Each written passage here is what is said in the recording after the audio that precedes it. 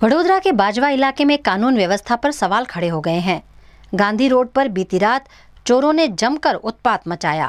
एक या दो नहीं बल्कि लाइन से 5 दुकानों के शटर तोड़कर चोरों ने वारदात को अंजाम दिया। તમારી દુકાનના તાળા તૂટ્યા છે, આવીને જોયું થોડું, અડધો શટર નીચેથી અંદર 2 જણા ઘૂસી, કેટલાક એક અંદરથી ઘૂસી અને જોયું અંદર તો ગલ્લા બલ્લામાં બધા પૈસા 8 થી 10 રૂપિયા, 10 થી 20 થી 50 જેવા નોટા સિક્કાને પહોંચો ને હતું એ બધું ને ચોપડીઓ ચેકબુકો ને બધું નીચે બધું વેવી ખાઈ साहब। मिली जानकारी के मुताबिक चोर करीब 18,000 रुपए की नकदी लेकर फरार हो गए।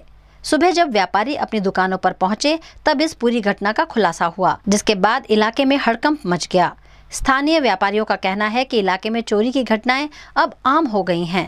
रात्रे 2:30 वाग्यानी आजूबाजू होमगार्डमांथी फोन आव्यो હતો કે તમારી દુકાનના શટર ખુલ્લા છે।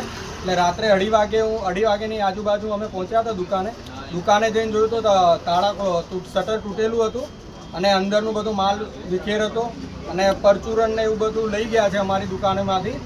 અને પછી આગળ તપાસ કરતા બીજી 4 દુકાનોના બી તાળા તૂટેલા જોવા મળ્યા હતા। એટલે રાતે 5 વાગ્યાની आजूबाजू આપણે જવાહરનગરમાં અરજી આપીને આવ્યા છે।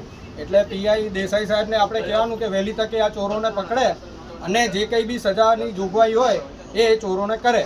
कई बार शिकायत के बावजूद पुलिस पेट्रोलिंग कमजोर बताई जा रही है। एक साथ 5 दुकानों के ताले टूटने से पूरे इलाके में डर का माहौल है। व्यापारियों ने पुलिस स्टेशन में लिखित शिकायत दर्ज कराई है और आरोपियों को जल्द गिरफ्तार करने की मांग की है। अब देखना होगा कि पुलिस इस मामले में कितनी तेजी से कार्यवाही करती है या फिर व्यापारियों को डर के साए में ही काम करना पड़ेगा।